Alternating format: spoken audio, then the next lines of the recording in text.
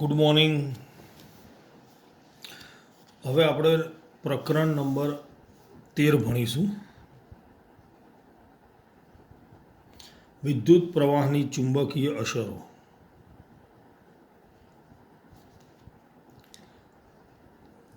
વિદ્યુત પ્રવાહની ચુંબકીય અસરો. બોર્ડની એક્ઝામમાં આ પાઠ 6 માર્ક્સમાં પૂછાય. 4 માર્ક્સનો એક પ્રશ્ન, 2 માર્ક્સનો એક પ્રશ્ન. એટલે કે સેક્શન બીમાં એક પ્રશ્ન પૂછાય, સેક્શન ડીમાં એક પ્રશ્ન પૂછાય. અને ડીમાં જે પ્રશ્ન પૂછાય એ આંતરિક વિકલ્પવાળો પ્રશ્ન હશે. મતલબ એની ઓરમાં બીજો એક પ્રશ્ન હશે એ જ પાઠમાં. ઓકે. હવે પાઠનું નામ શું છે? વિદ્યુત પ્રવાહની ચુંબકીય અસરો. એટલે શેના વિશે આપણે ભણવાનું છે? વિદ્યુત પ્રવાહ વિશે તો ભણી ગયા છે. વિદ્યુત અને ચુંબક એકબીજા સાથે સંકળાયેલા છે. પહેલો જ પ્રશ્ન છે.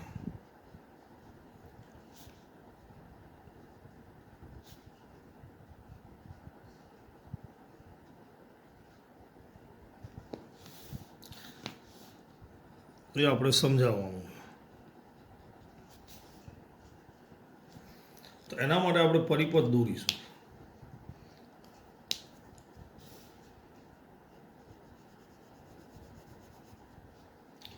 પરિપથમાં કળ છે,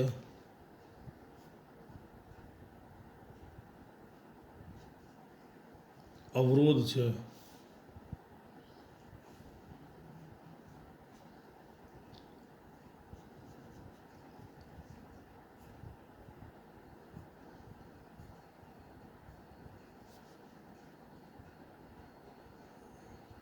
બેટરી છે,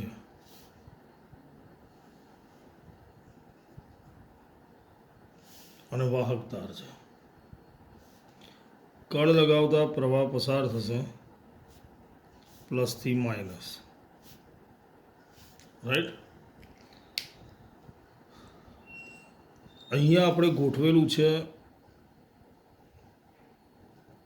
હોકાયંત્ર. શું ગોઠવ્યું છે? હોકાયંત્ર, જેની અંદર ચુંબકીય સોય હોય છે, જે અત્યારે હાલ આ અવસ્થામાં છે. વાહક તારને સમાંતર છે. પણ જેવી કળ લગાવીશું વિદ્યુત પ્રવાહ પસાર થશે એટલે ચુંબકીય સોયની સ્થિતિ બદલાશે. એ સહેજ આવર્તન દર્શાવે છે. હવે ચુંબકીય સોયનું હલનચલન થયું એનો મતલબ કોઈ પણ ચુંબક હોય એ હલનચલન ક્યારે દર્શાવે? ચુંબકને અડ્યા વગર આપણે ખસેડવું હોય તો કેવી રીતે ખસેડી શકીએ? તો કે બીજા ચુંબકની મદદથી. રાઈટ. અહીંયા બીજું કોઈ ચુંબક છે નહીં, અહીંયા વાહક તાર છે. છતાં આ ચુંબક હલનચલન દર્શાવે છે. એનો મતલબ વાહક તારની અંદર ચુંબક છે. પણ હલનચલન ક્યારે કર્યું? જ્યારે વિદ્યુત પ્રવાહ પસાર થયો ત્યારે. સમજણ પડી? જ્યારે વિદ્યુત પ્રવાહ પસાર થયો ત્યારે ચુંબકીય સોય હલનચલન દર્શાવે છે. એટલે આપણે એવું કહી શકીએ કે જ્યારે વાહક તારની અંદર વિદ્યુત પ્રવાહ પસાર થાય છે ત્યારે તે વાહક તાર ચુંબક તરીકે વર્તે છે. ખ્યાલ આવી ગયો? એટલે આ આકૃતિ પરથી આપણે શું કહી શકીશું? તો કે આકૃતિમાં સોયનું કોણાવર્તન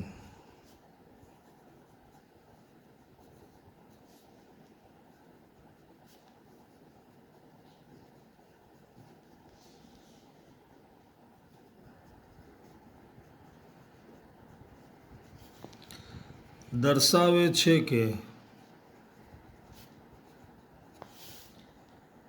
તાંબાના તારમાંથી વિદ્યુત પ્રવાહને લીધે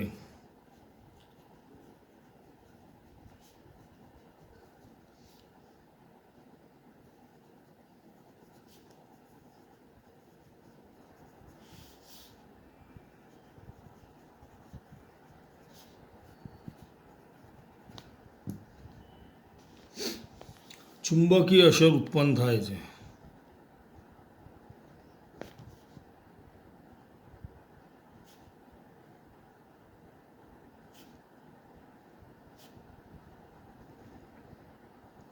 એટલે કે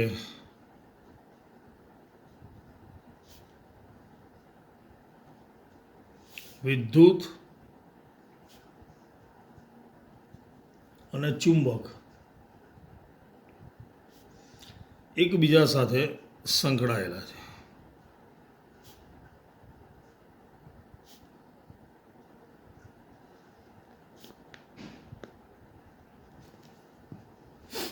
સમજણ પડી? આકૃતિની અંદર પહેલા પરિપથ જોડ્યો, બાજુમાં હોકાયંત્ર મૂક્યું. હોકાયંત્રની સોય પહેલાં વાહક તારને સમાંતર હતી. પ્રવાહ પસાર કરવાથી તેનું કોણાવર્તન થયું. એટલે જ્યારે પ્રવાહ પસાર થાય એટલે વાહક તાર શું બની જશે? ચુંબક બનશે. એની અંદર ચુંબકીય અસર ઉત્પન્ન થશે. આ પ્રયોગ ઓર્સ્ટેડ નામના વૈજ્ઞાનિકે કર્યો હતો. આને કહેવાય વિદ્યુત પ્રવાહની ચુંબકીય અસર. શું કહેવાય એને? વિદ્યુત પ્રવાહની ચુંબકીય અસર.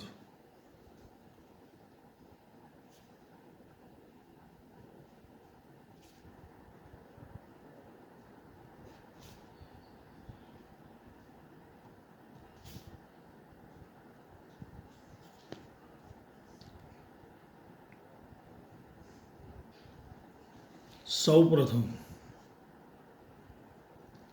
હેન્સ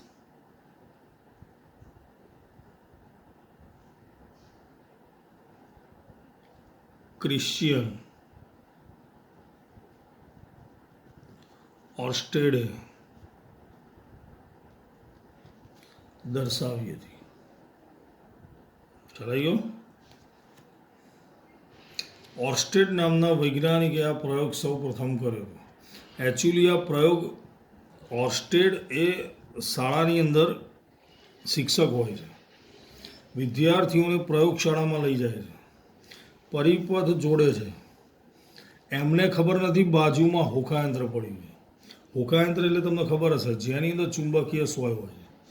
એમને ખબર નથી કે બાજુમાં હોકાયંત્ર પડ્યું છે. એમણે જેવી કળ લગાવી, પ્રવાહ પસાર થયો અને હોકાયંત્રની સોય હલનચલન થવા લાગી. સમજ પડી?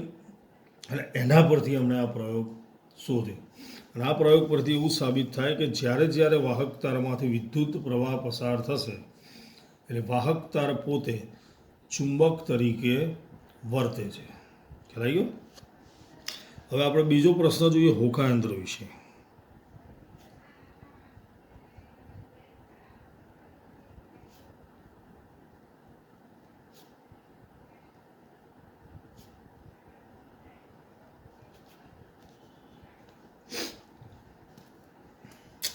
હોકાયંત્ર એ શું છે? તો કે દિશા સૂચક યંત્ર છે.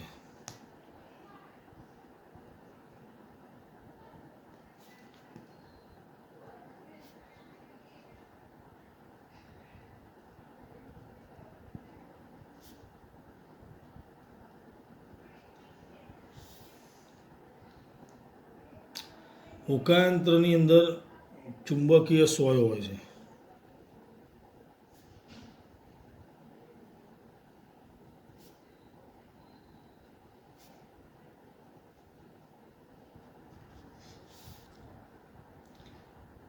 સોયના બંને છેડા ઉત્તર અને દક્ષિણ દિશાઓનું સૂચન કરે છે.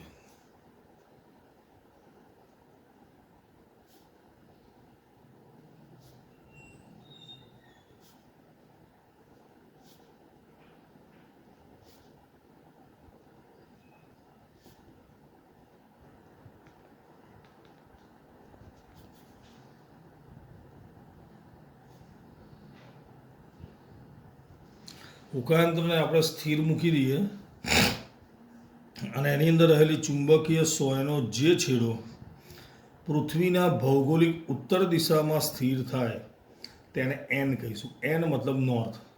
અને જે છેડો દક્ષિણ દિશામાં સ્થિર થાય તેને એસ કહીશું. એસ મતલબ સાઉથ.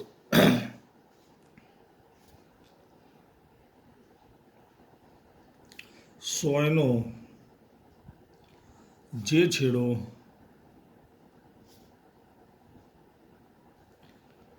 ઉત્તર દિશામાં રહે તેને ઉત્તર ધ્રુવ એટલે કે એન કહે છે.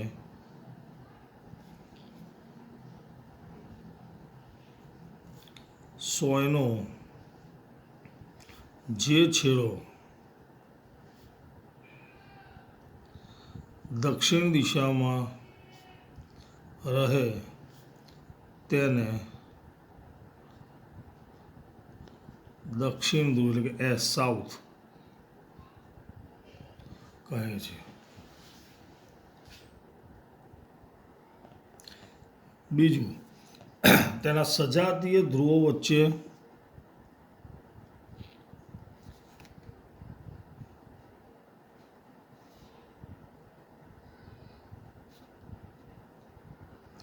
અપાકર્ષણ.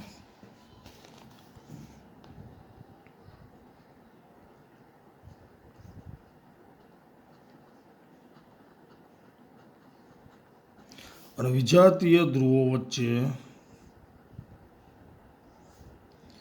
આકર્ષણ થાય છે.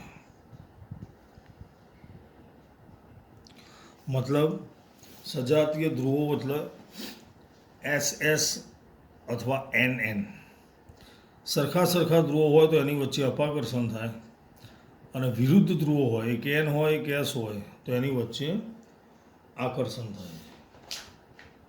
થઈ ગયું?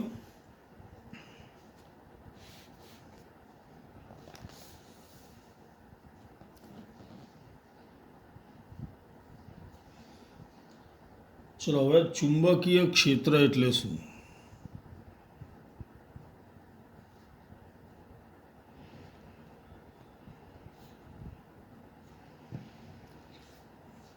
તો કે ચુંબકની અસર જેટલા વિસ્તારમાં થાય તેને આપણે શું કહીશું? ચુંબકીય ક્ષેત્ર.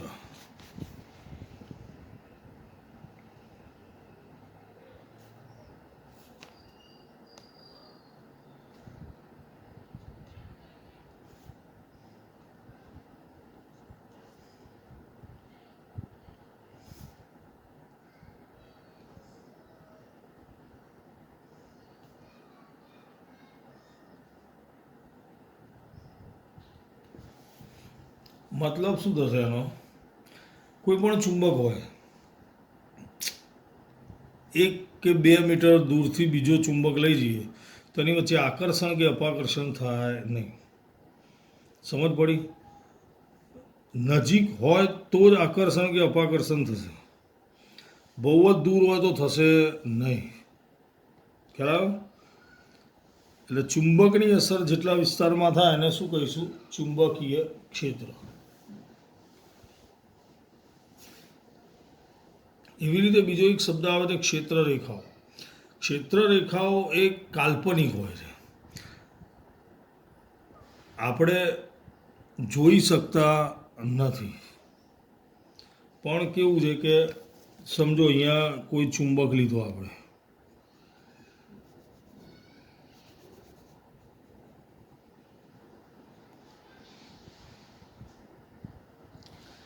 બરાબર. હવે એની આજુબાજુમાં લોખંડનો ભૂકો નાખી દઈએ. શું નાખવાનું? લોખંડનો ભૂકો. પછી આ પૂંઠાને ધીમે ધીમે ઠપકારીએ તો એ લોખંડનો ભૂકો જે છે એ આ રીતે ગોઠવાઈ જશે.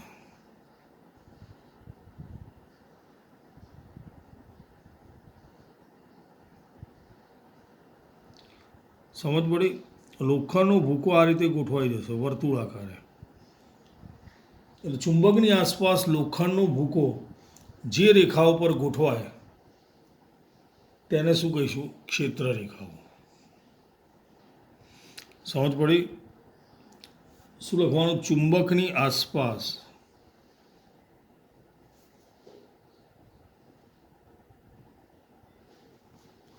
લોખંડનો ભૂકો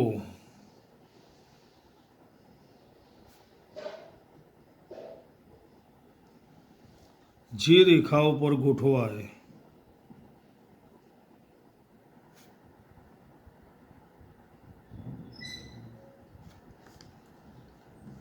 તેને ચુંબકીય ક્ષેત્ર રેખાઓ કહે છે.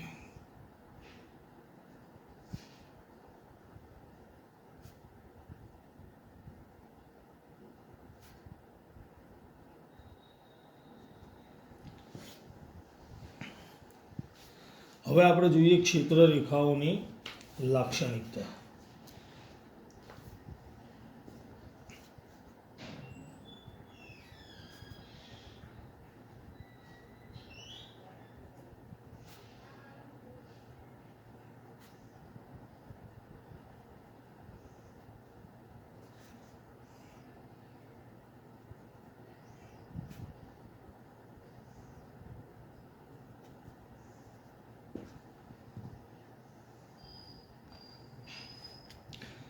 પહેલા આપણે એની આકૃતિ દોરીએ.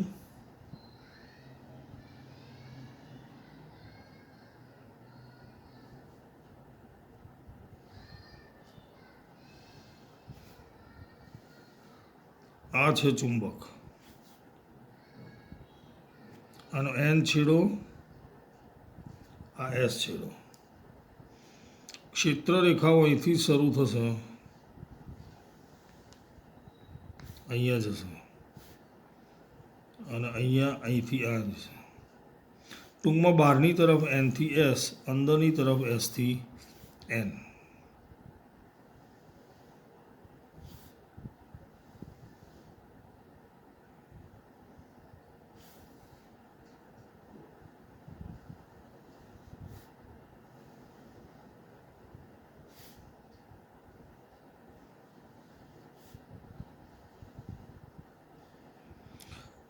એકબીજાને અડવી જોઈએ નહીં.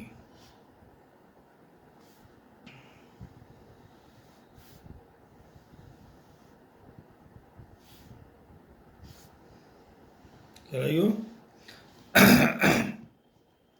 હવે આપણે લખીએ એની લાક્ષણિકતાઓ. પહેલા તો ચુંબકીય ક્ષેત્ર રેખાઓ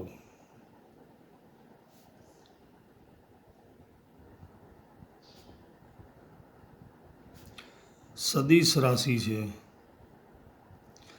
જેને મૂલ્ય અને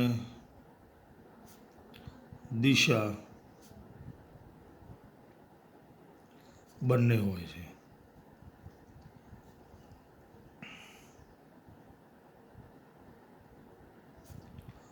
ચુંબકીય ક્ષેત્ર રેખાઓ ક્યાંથી કઈ દિશામાં જાય છે? તો કે ઉત્તર ધ્રુવથી દક્ષિણ ધ્રુવ તરફ.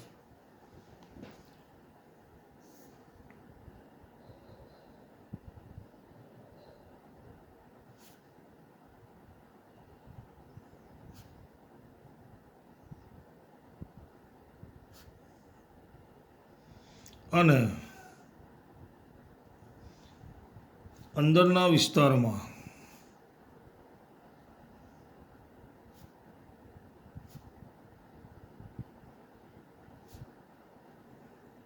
દક્ષિણ ધ્રુવથી ઉત્તર ધ્રુવ તરફ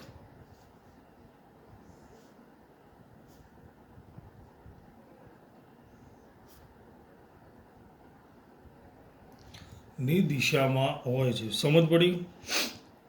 એનથી એસ બાર એટલે કે ઉત્તરથી દક્ષિણ, અને ચુંબકની અંદર એસથી એન, જેને કારણે બંધ ચક્રો રચાય છે.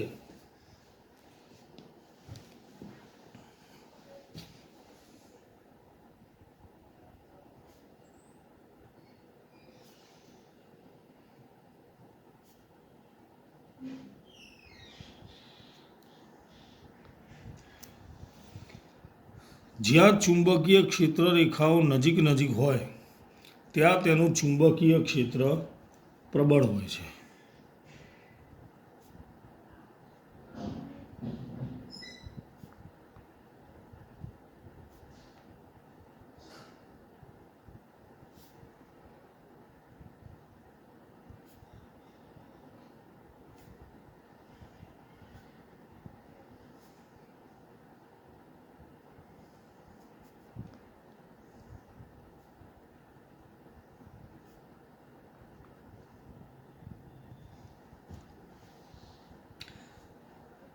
અહીંયા ક્ષેત્ર રેખાઓ નજીક નજીક છે, ક્યાં? ચુંબકના ધ્રુવો પાસે. એટલે ધ્રુવો પાસે ચુંબકીય ક્ષેત્ર પ્રબળ હોય છે.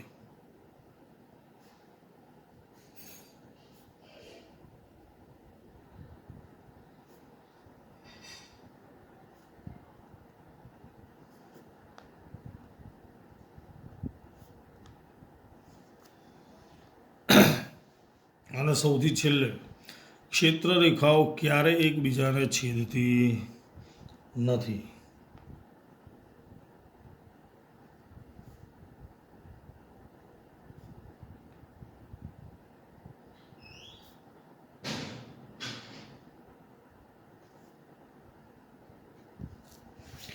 ચલો પહેલાં ક્ષેત્ર રેખા એટલે સમજ પડી ગઈ. ચુંબકની આસપાસ લોખંડનો ભૂકો નાખી અને જે રેખા ઉપર ગોઠવાય તેને શું નામ આપ્યું? ક્ષેત્ર રેખા. એની લાક્ષણિકતાઓ 2 માર્ક્સમાં પૂછાય. પહેલું સદિશ રાશિ છે, જેને મૂલ્ય અને દિશા બંને હોય છે. ક્ષેત્ર રેખા ઉત્તરથી દક્ષિણ ધ્રુવ તરફ અને અંદરના વિસ્તારમાં દક્ષિણથી ઉત્તર ધ્રુવ તરફની દિશામાં હોય છે, જેથી બંધ ચક્રો રચાય છે. જ્યાં ક્ષેત્ર રેખાઓ નજીક નજીક હોય ત્યાં ચુંબકીય ક્ષેત્ર પ્રબળ હોય છે. ધ્રુવો પાસે ચુંબકીય ક્ષેત્ર પ્રબળ હોય છે અને ક્ષેત્ર રેખાઓ ક્યારેય છેદતી નથી. ખ્યાલ આવી ગયો? હવે કેટલીક પ્રવૃત્તિ આપણે જોઈએ, બરાબર? જે આપણે ફક્ત સમજવાનું છે, એને લખવાનું નથી, ફક્ત સમજૂતી માટે છે, બરાબર? ચાલો હવે આપણે જોઈએ પ્રવૃત્તિ. વિદ્યુત પ્રવાહ ધારિત તાર વડે ઉદ્ભવતા ચુંબકીય ક્ષેત્રનો પ્રયોગ. સૌથી પહેલાં આપણે વાહક તાર લઈએ.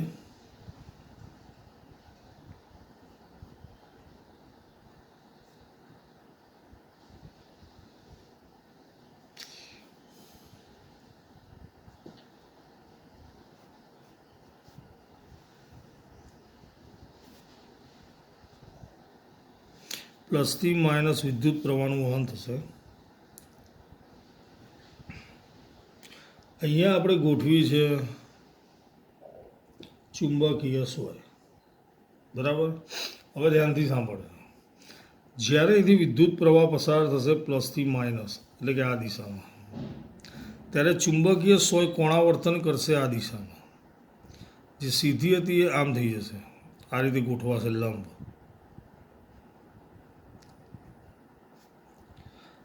પહેલાં આપણે ચુંબકીય સોય કેવી રીતે ગોઠવી? તો કે વાહક તારને સમાંતર. વિદ્યુત પ્રવાહ પસાર કરવાથી કેવી રીતે ગોઠવાય? લંબ. હવે બેટરીના છેડા ઉલટાવી દઈએ, પ્લસ અહીંયા લાવીએ, માઇનસ અહીંયા લઈ જઈએ, તો વિદ્યુત પ્રવાહ દિશામાં પસાર થશે. અને ત્યારે પ્રવૃત્તિ કરીશું તો ચુંબકીય સોય આ દિશામાં કોણાવર્તન કરશે. મતલબ વિદ્યુત પ્રવાહની દિશા બદલાય તો ચુંબકીય સોયના કોણાવર્તનની દિશા પણ બદલાય છે. આ પ્રયોગ કોણે કર્યો? તો ઓર્સ્ટેડ નામના વૈજ્ઞાનિકે, બરાબર? આ પ્રયોગ પરથી શું સાબિત થાય છે? કે જ્યારે વાહક તારમાંથી પ્રવાહ પસાર કરવામાં આવે છે ત્યારે વાહક તાર પોતે ચુંબકની જેમ વર્તે છે. એની અંદર પણ ચુંબકીય ક્ષેત્ર ઉત્પન્ન થાય છે. તો હવે આપણે એ જોઈએ કેવું ચુંબકીય ક્ષેત્ર ઉત્પન્ન થાય છે. તો એના માટે એક પૂંઠું લઈએ.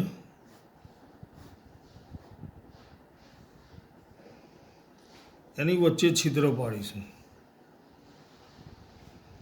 એમાંથી વાહક તાર પસાર કરીએ.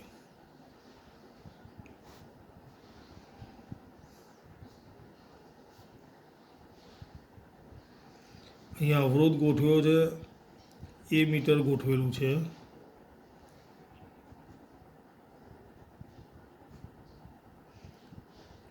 બેટરી ગોઠવેલી છે.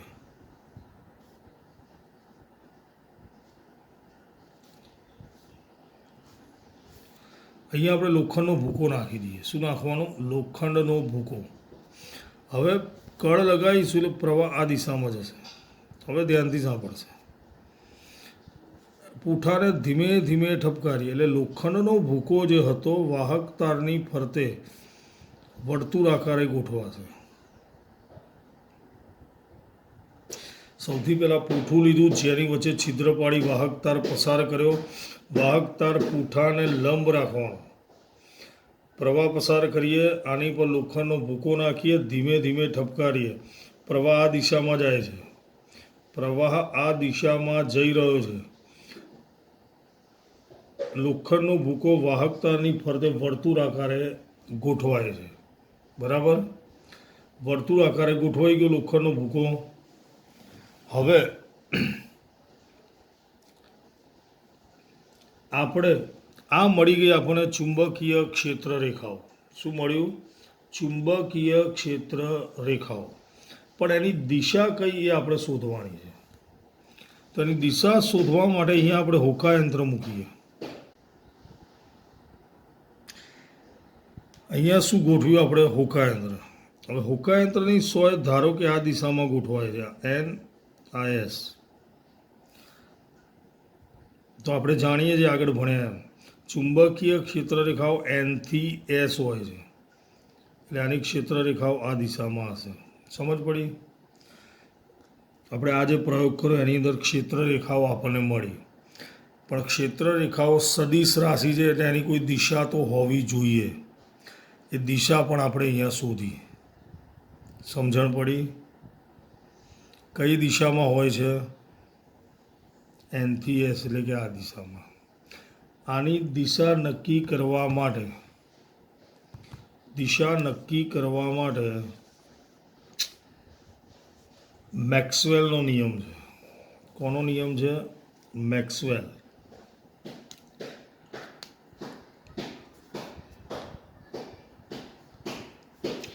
ચુંબકીય ક્ષેત્રની દિશા જાણવા માટે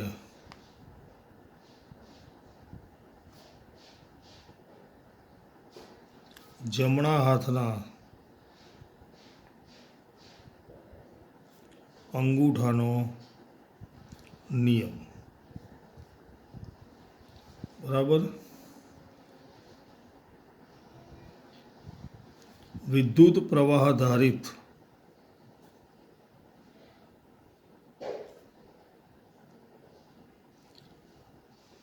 તારને જમણા હાથમાં એવી રીતે પકડો કે જેથી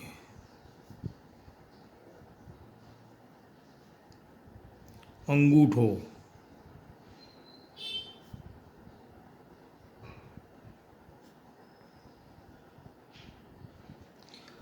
વિદ્યુત પ્રવાહની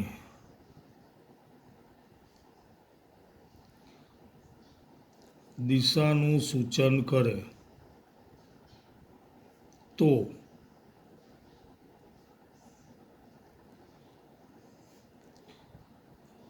જમણા હાથની આંગળીઓ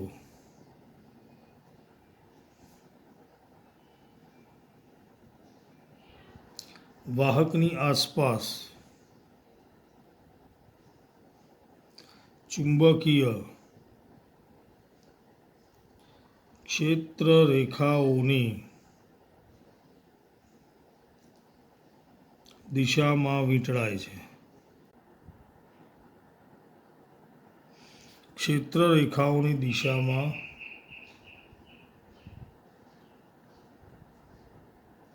વીંટળાય છે,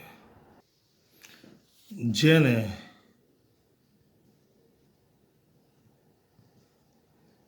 જમણા હાથના અંગૂઠાનો નિયમ કહે છે. હવે આનો મતલબ શું થશે? સમજો આ વાહક તાર છે, બરાબર.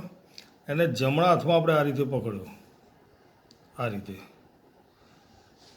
તો અંગૂઠો જે દિશામાં છે એ વિદ્યુત પ્રવાહની દિશા હોય તો આ જે દિશા થઈ એ શેની દિશા કહેવાશે? ચુંબકીય ક્ષેત્ર રેખાઓની. આ રીતે વાહક તાર છે, સમજો આમ પકડીએ આપણે, એટલે અંગૂઠો આ દિશામાં રહેતો હોય તો આંગળીઓ આ દિશામાં થઈ, અહીંથી આમ ખ્યાલ આવ્યો.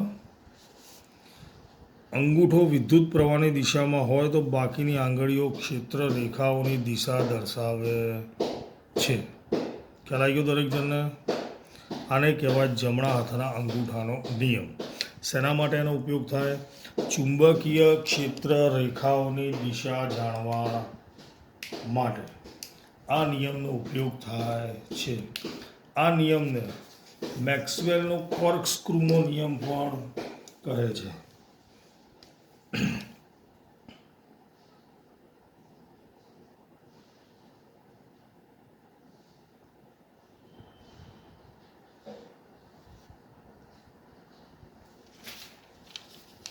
મેક્સવેલનો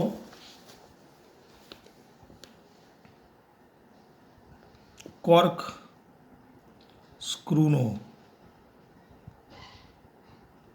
નિયમ પણ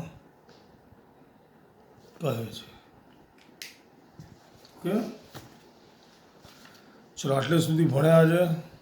દરેક જણ વ્યવસ્થિત લખશે. બે પ્રવૃત્તિઓ જે મેં સમજાવી છે એને લખવાની જરૂર નથી, પણ સમજ પડી ગઈ હશે. બરાબર. બાકીના 5 પ્રશ્ન વ્યવસ્થિત લખી અને મોઢે કરશે. Okay, good luck.